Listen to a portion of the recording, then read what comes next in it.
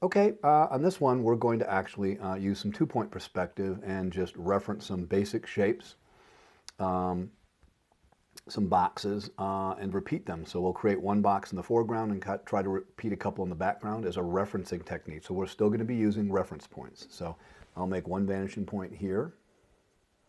We'll call that VP1, and one maybe over here. Call that vanishing point 2. Okay. And now we'll just create a vertical where I think I want my first corner. I'll try it back. Well, we'll try run here, right here. So I'll just make a little idea on the picture plane of a box right here.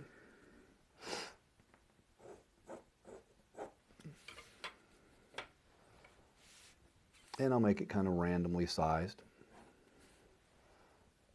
Bottom, top. Okay. I'll go ahead and draw its planes back to the two vanishing points.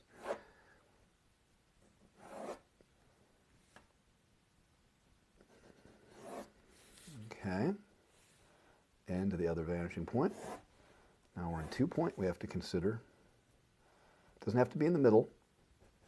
I'm a little farther over to the right, doesn't matter, as long as I'm not too far out of the cone, which we're going to get to quickly once we start dealing with more 2-point things that get more complex. Certainly we'll consider the field of distortion more. Right now we're just kind of working in the middle, doing some simple referencing and scaling, as you know. I'll randomly decide on how long the box is. Maybe I'll make it that long on the right plane. We'll be getting to Xing and, halving and doubling and all that in a little second here, but we're going to, not in this diagram, we're still going to use purely reference points for getting size. And then I'll have the box a little shorter on this side, let's say here. So, there we go. There it is. Close it off. We'll also remember that all objects are really transparent when we start doing more, so that's kind of where we're going with this one.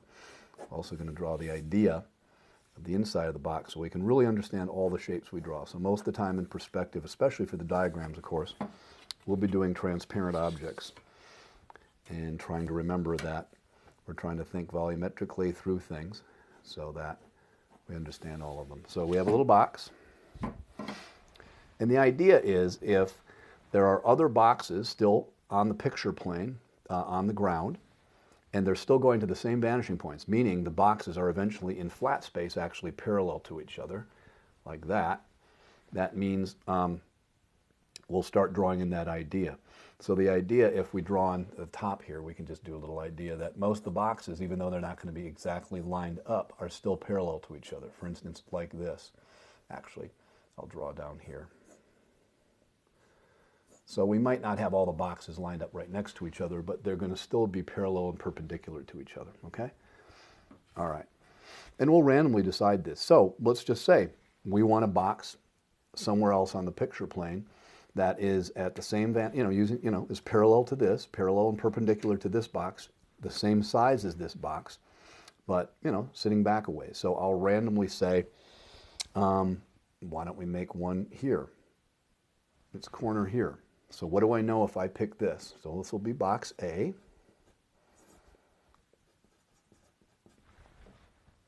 And this will be B. Okay? Now, what do I already know about that box? It's still going to go back, travel toward these vanishing points. I'm kind of talking about the front corner of the box. Okay. And I also know it has to have a vertical on its front corner. So I can assume this and go ahead and start off the box.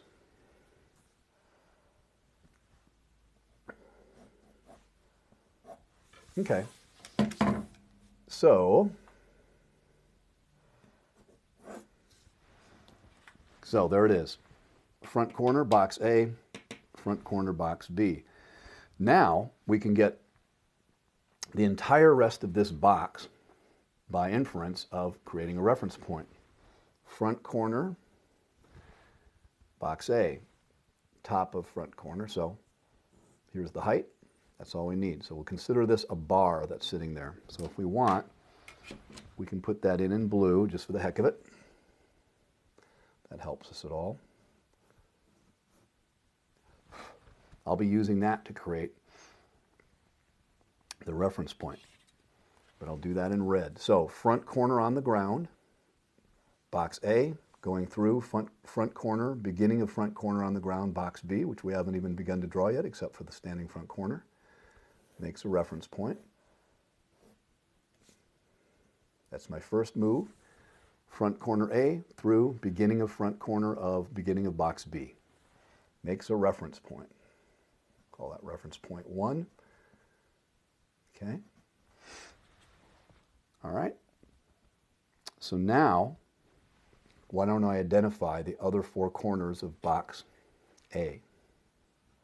That corner, that corner, that corner. We've already done that corner. This is the first. So let's just say first. Doesn't matter after that. We can pretty much carefully take back corner right side to the reference point, where that line travels through on its way to the reference point and strikes that plane that represents one plane going back toward the vanishing point. Here's the other box's right side plane going toward the vanishing point. It strikes there. That's where I'm going to rise the corner, back corner, just like that corner. I'm also going to take this front corner on the left side and drive it toward the reference point, like that. So I'll line it up here and drive that back.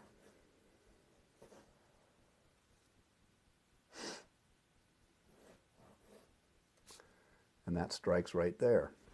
Okay? Now we're noticing something, that as things get further over to the right or the left, they'll change and seem longer and shorter, things like that. Okay? What do we need to do now? We need to draw those 2 corners back.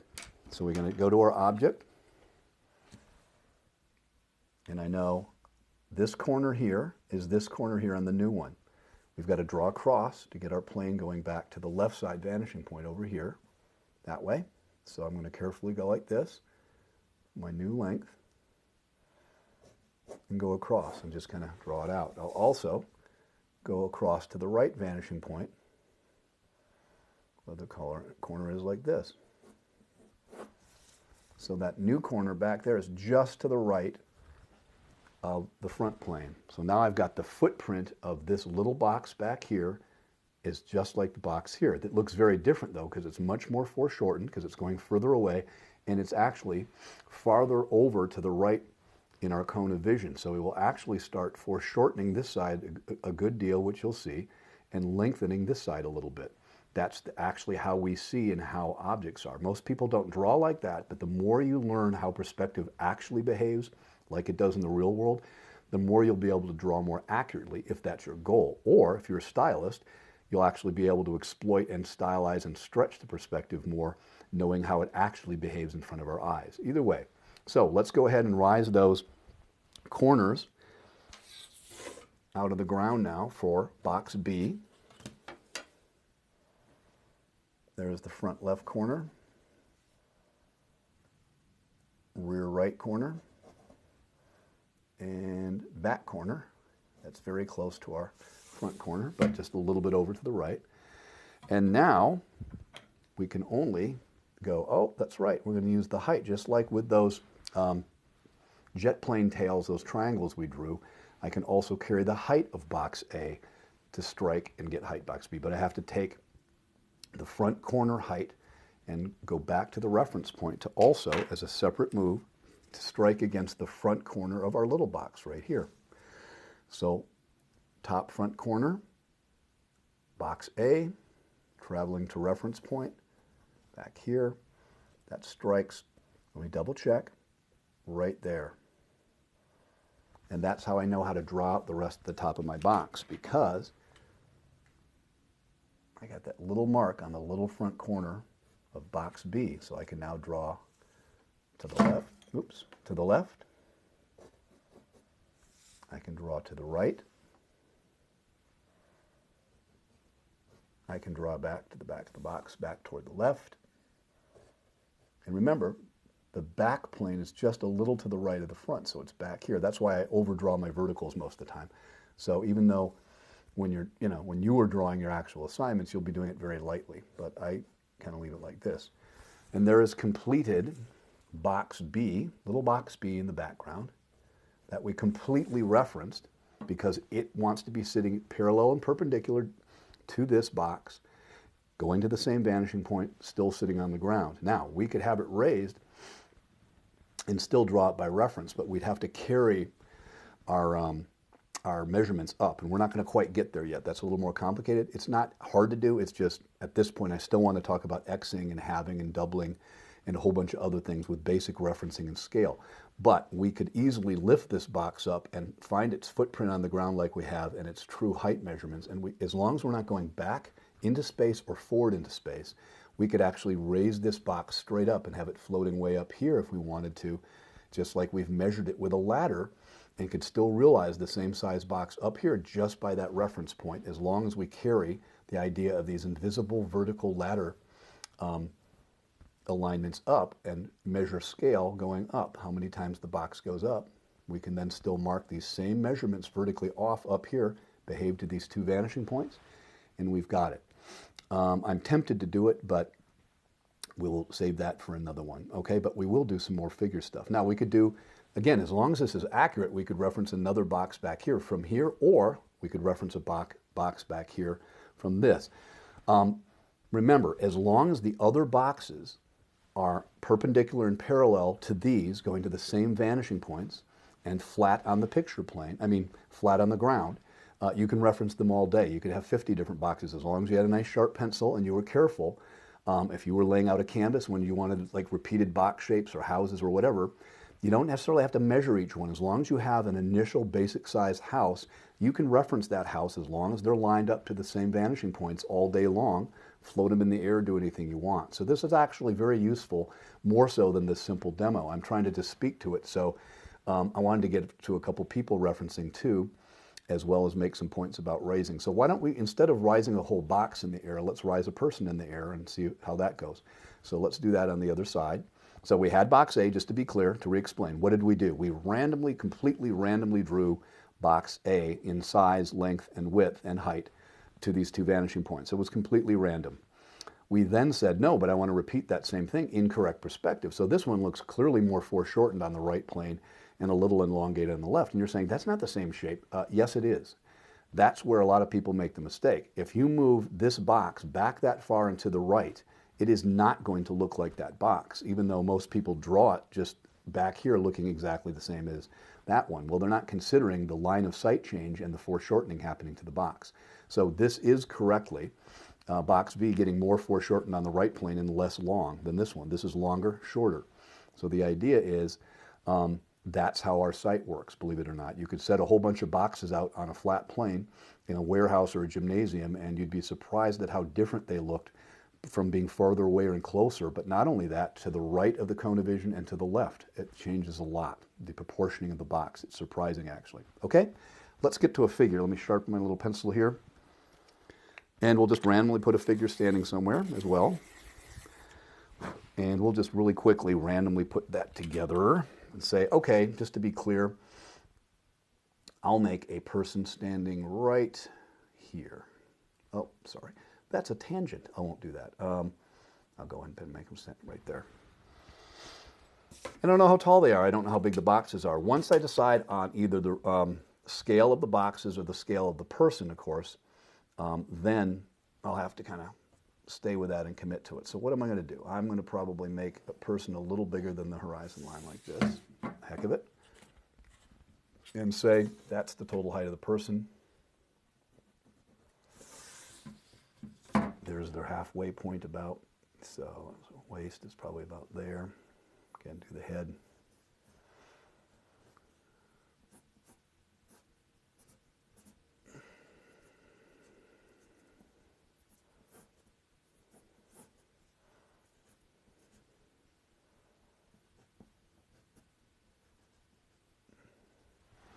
Okay, so that's the part of the picture plane that figure's on.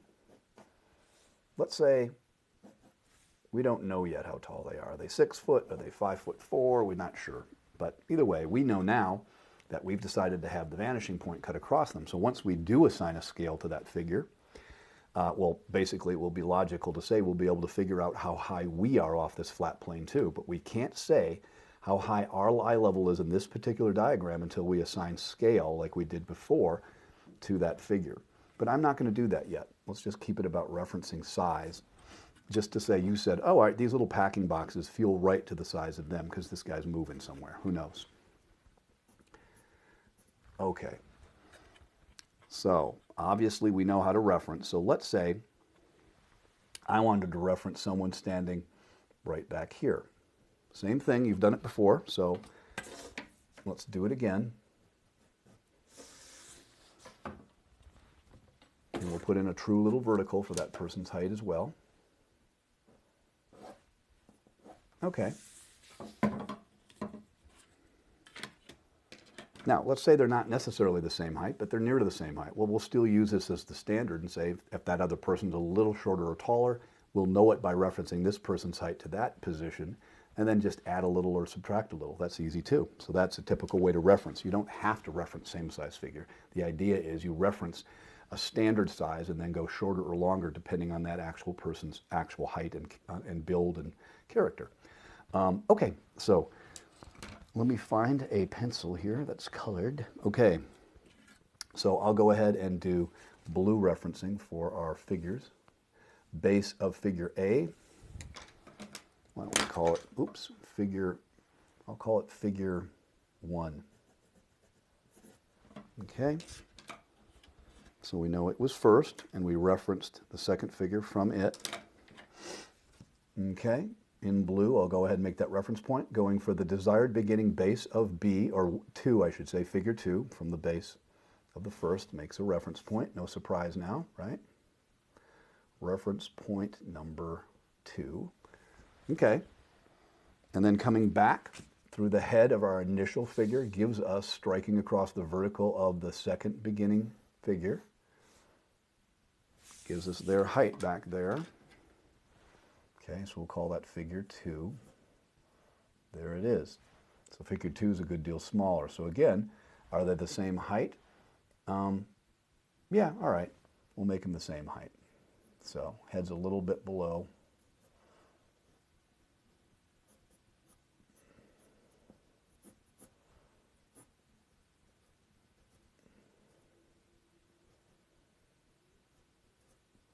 Okay, so there's figure 2 behind because we've made a little reference plane, reference point 2. But let's say in your imagination you're saying, you know, there's actually a hill here, and this is a steep little mound of some kind. Who knows? Could be a balcony, but we'll say it's a simple mound or raised piece of earth. I'll keep going up with that figure's vertical. And now, since I'm saying, oh, you know what? I think I want them standing above where they are. Well, we know where they're touching the ground. That's our ground reference point right there, because that's where that person's based. But we decide we want them we want them 3 or 4 times higher, maybe, than they are. So that could be relatively simple. So what we'll do is we'll find a scrap piece of paper. Well, this is what I do typically. Just find a scrap piece of paper, fold it in half, and say, okay, since we're not moving this figure, smaller figure number 2, we're not moving them back in space anymore or forward. We're just shuttling them up and down because we want them above. We could go across the picture plane too, straight, without gaining any size. So how high do we want them? Well, if they're around, let's say, around 6 foot tall, we could say, okay, 6 foot, double that. We could simply really say, okay, that's twice that high. So let's say we wanted to go up a full 6, and then half of that is 9 feet. Okay. So there we are. Okay. So now we could say, well, here's the full height of the figure, doubled. So that's twice. So there's 1, 2, then another half. So we know we're 6 feet in the air, 12 feet in the air. 6 times 2 is 12, plus another half is 15. So that's 15 feet right up there. All right, so again, 6. 12 plus half is 3 is 15. So now we could say, all right, there's some bizarre reason why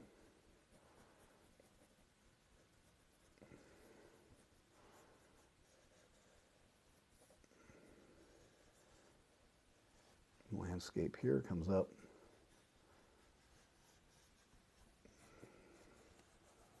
Comes off like that, so mountainous background or whatever. Okay, so now we've got a hill. And the hill happens rather quickly, and we could say, well, this person's a decent amount in front, but that mound happens quick. But we're saying we want that person at the top of the mound. So now we know that the mound right here, where that person's feet will be when we rise them, we know that mound basically, right at this point in space, is 15 feet high because we have a reference point on the ground, and we can actually figure out by the reference and size of everybody by Xing and doing all this later, which we'll do when we do more pictorial diagrams. We can actually understand exactly where that spot is high and then roll down some, diminishment and guides and figure out how to section that earth. Anyway, let's take our person and say that's the total height of the person. Now we raised them 15 feet in the air and we get the total height.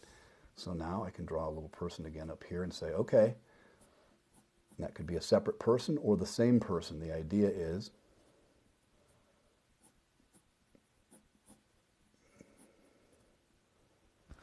that person is now standing because I understand how deep they were. They simply went up a certain amount of feet, but I know how many feet because I just simply went straight up the picture plane without gaining size. I simply doubled the math because as long as we're going straight up and down, straight across on the picture plane, all around the picture plane and not coming forward or backwards, we don't gain size, all right? So that's how you would reference a person up in the air that you wanted to say was initially on the ground plane. So let's say this is not a separate person. Then we could say, oh, in our imagination, we shuttled this person from here back that far into space, knowing that we wanted them on top of a particular height of balcony or embankment of Earth.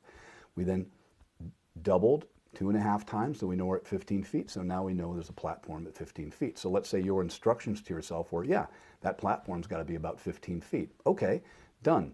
I went back a certain distance, which we'll talk about more later. We can lay these people down when we measure later and simply get their proper foreshortening distance in space and then go up straight in the picture plane. So all we did was take the figure up into space 15 feet. So let's review now, because I wanted to make the point now as we're going to get a little more pictorial with these. I want to make sure you understand that I will repeat everything 3 times essentially and try to move fairly slow, but because you have the advantage, unlike a class on a blackboard or something or on the computer when you're just doing diagrams, you can repeat this endlessly. So I'm going to speak clearly and about the steps like I have been, but it's then your job to draw with me, stop when you're confused, replay and keep going, and then I'm going to speak clearly 2 or 3 times and in the order of we did things. You need to take notes of that to be able to get these correct and take notes at the bottom somewhere. So on your diagrams up here, down here, wherever you have room, you should have straight ruled lines essentially and be writing notes in the order you understand it, because I'm going to describe it slightly 3 different times, 3 different slightly ways when I describe it. It's your job to extrapolate notes from that that make sense to you by pausing it until you get it, and then you practice this a little bit. So it's totally up to you, but if you do practice these little ideas and stuff and little sketches and rearranging things your own way, you'll get real good at this stuff real fast. So it does take, though, repetition, and it does take some careful note-taking on your part for the order of these. That's why I'm speaking a lot and clearly through the diagram so that you can stop it, rewind, pause when you need to, and write the clear notes in yours. I have my own notes from my notebook when I was a student, were very thorough, but I had to conceive of those. Our instructor did not stop and tell you exactly what to say. He just went through the diagram very carefully, and it was our job to draw and take the notes and then rewrite them later very cleanly. And that is my permanent record of perspective. And so in the same manner, that's why I learned it well, because I had to write the notes and figure out the diagrams by drawing them personally. And that makes a permanent memory that's 5 times better than just reading and referencing Xeroxes in other people's books. You have to draw to the exercises like you practice figure drawing or landscape painting, and you have to actually write out the explanations yourself so it makes sense and actually connects in your brain. So we'll run through this one again, all right? We started with box A completely randomly. We then proceeded to reference box A to make box B. So box B was randomly placed by its front corner, its front vertical, and its two sides going to the subsequent vanishing points. We then, by referencing not only the front corner, all four corners, and then eventually the height of the box, we referenced the entire box B that way, but in order to that single reference point. That being done, we simply placed a figure, and we really even haven't figured out scale yet to the figure, but we could. If we know this is 6 foot, we've just put scale everywhere, but we'll get to that later. The main thing is we took a figure now and decided, okay, it's another 6 foot figure after that, and we said, I want to have someone randomly standing this far behind. But then I had a fixed distance. I wanted to raise the earth above them. And the idea now is that this person is no longer standing in front of the mound because they're standing directly under the mound that this person's standing in. So this person would be buried. The idea is I used this person's height to then jettison back here on a plane making reference point 2, and then raised them to be on there. So to understand scale, it's easier to move to the position you want the person to be in underneath that, higher or underneath that higher position first, to be right under them like a plumb bob, like a little weight on a string. That person is right here, is above the earth right there. I just took the idea of that person up into the air. So in a sense, we could say the only real person might be the person on the hill, or we could say the only real two people are the first figure and that figure, or we could say this one's real too, but they'd have to be standing in like a carved out tunnel because they'd be under tons of earth. Okay? And that's basically how you start referencing. This stuff will get more and more how to reference the figure back, to the boxes and stuff later. I still want to get to Xing and, halving and doubling and things like that. So, and we'll continue. We'll have one or two more reference pointing diagrams and then get to the more in-picture automatic perspective Xing and doubling and things like that. Okay? So that's all for this.